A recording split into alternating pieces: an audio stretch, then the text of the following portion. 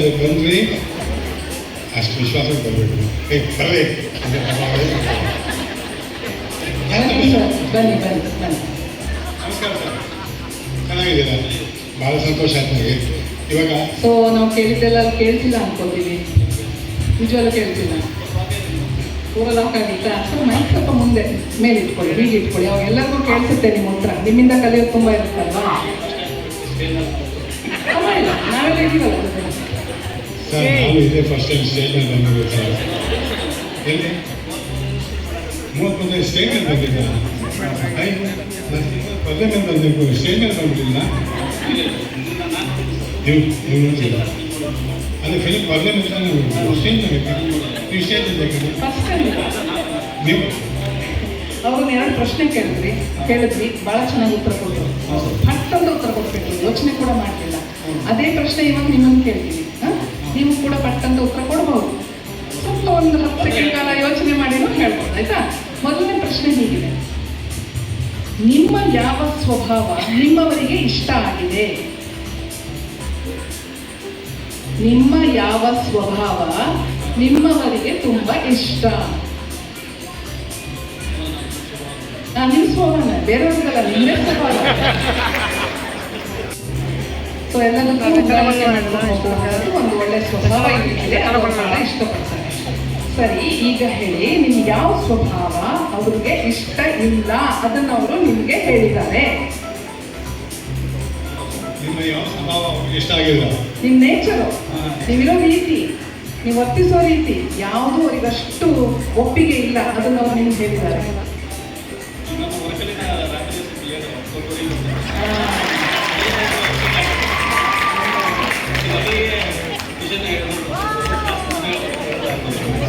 ನೀವು ಲೇಟ್ ಆಗೋದು ಮೈಕ್ ಹತ್ರ ದಿವಸ ಆಗ್ತಿಲ್ಲ. Weekly 2 days sir. ಇನ್ನು 5 days ನೀವು ರಜೆ ತಗೊಂಡ್ರಾ? 8 ಸಾಮಾನ್ಯವಾಗಿ ಬರ್ಬೇಕಾದ್ರೆ ಎಷ್ಟೊತ್ತಿಗೆ? 9-9:30. ಮತ್ತೆ 8 ಬರ್ತೀರಾ? ಅದೇ 2 days ಒಂದು ವೀಕಲ್ಲೇ 2 ದಿನ ಬೆಲೆ ಬರ್ತಿದೆ. ಬಂದಿಲ್ಲ ಅಂತ 9 ಪರವಾಗಿಲ್ಲ. ಈಗ ಬರುತ್ತೆ ಪ್ರಶ್ನೆ: ಅವ್ರಿಗೆ ಯಾವ ಸ್ವಭಾವ ನಿಮಗೆ ಇಷ್ಟ?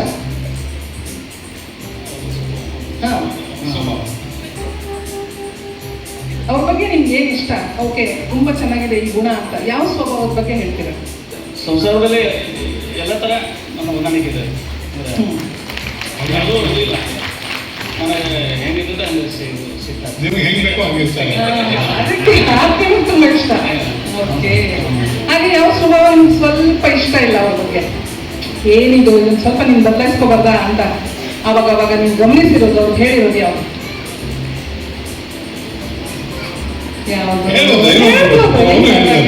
ಅವ್ರನ್ನೇ ನೋಡ್ಬೇಕಾಗಿಲ್ಲ, ನೀವು ಹೇಳಿ, ಪರವಾಗಿಲ್ಲ.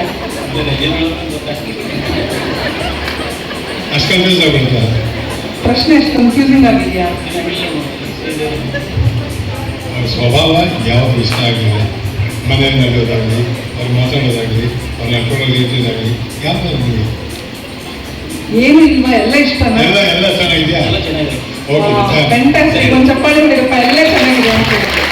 ಈಗ 2ನೇ ಪ್ರಶ್ನೆ ಕೇಳ್ತಾ ಇದ್ದೀವಿ. ನಿಮ್ಮಿಬ್ಬರಲ್ಲಿ 17 ವರ್ಷದ ಹಿಂದೆ ಒಬ್ಬರನ್ನೊಬ್ಬರು ಮೊದಲು ನೋಡಿದ್ದು ಯಾರು? ನೀವೊಬ್ಬರನ್ನ ಮೊದಲು ನೋಡಿದ್ರ, ಅವ್ರು ನಿಮ್ಮನ್ನ ಮೊದಲು ನೋಡಿದ್ರ?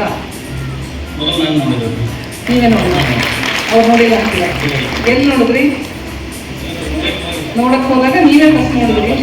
ಓಕೆ, ನೋಡಿ ನೋಡಿದ ತಕ್ಷಣ ಒಪ್ಕೊಂಡಿಲ್ಲ. ಎಂಥ ಒಳ್ಳೆ ಬುದ್ಧಿ ಸರ್. ಸಂತೋಷ. ಮೊದಲ ಸಲ ನೋಡಿದ ತಕ್ಷಣ ಒಪ್ಕೊಂಡಿದ್ದಾರೆ. ಸಂತೋಷ ಆಗುತ್ತಲ್ಲ ನಿಮಗೆ? ಒಂದ್ಸಲ ಬೆಂತಟ್ಟಿ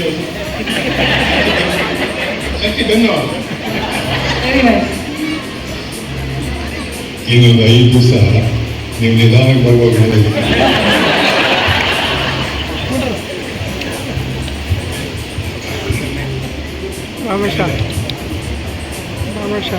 ಪ್ರತಿಯೊಂದು ಸಂಭಾಷಣೆಗಳು ಚೆನ್ನಾಗಿ ಕೇಳಬೇಕು, ಅರ್ಥ ಏನಿರುತ್ತೆ ಅಂತ ತಿಳ್ಕೋಬೇಕು ಅಂತ ಇಡೀ ಸಿನಿಮಾನ ಒಂದು ಸಾರ್ತಿನೂ ತೂಕಡಿಸದೆ ನೋಡೋದು ಯಾರು? ನೀವ ಅವರ? ನೀವು ತೂಕಡಿಸ್ಬಿಡ್ತೀರಾ? ಬಟ್ ಅವ್ರು ಕಂಪ್ಲೀಟ್ ಆಗಿ ಮುಗಿಸ್ಬಿಟ್ಟಿರ್ತಾರೆ. ತೂಕಡಿಸಿದ್ವಿ. ನನ್ನ ಸಿನಿಮಾ ಯಾವುದು ನೋಡಿರೋದ? ಇಲ್ಲ ನೋಡಿದೀವಿ ಸರ್, ತುಂಬಾ ನೋಡಿದೀವಿ. ಅವನು ತೂಕಡಿಸಿದ್ರ? ಇಲ್ಲ ಸರ್, ನಿದ್ದೆ ಬಂದಾಗ ಮಾತ್ರ ತೋರಿಸ್ತೀವಿ. ಅದಕ್ಕೆ ಯಾಕೆ ಸಿನಿಮಾ ನೋಡಕ್ ಹೋಗ್ಬೇಕಲ್ಲ, ಮನೆಯಲ್ಲಿದೆ ಮಾಡ್ಬೋದಲ್ವಾ? ಯಾವ ಸಿನಿಮಾ ನೋಡೋದು? ಇವಾಗ ರೀಸೆಂಟ್ ಆಗಿ ಸರ್, ರೀಸೆಂಟ್ ಆಗಿ ನೆನಪಾಗ್ತಿಲ್ಲ ಟೆನ್ಷನ್ ಅಲ್ಲಿ.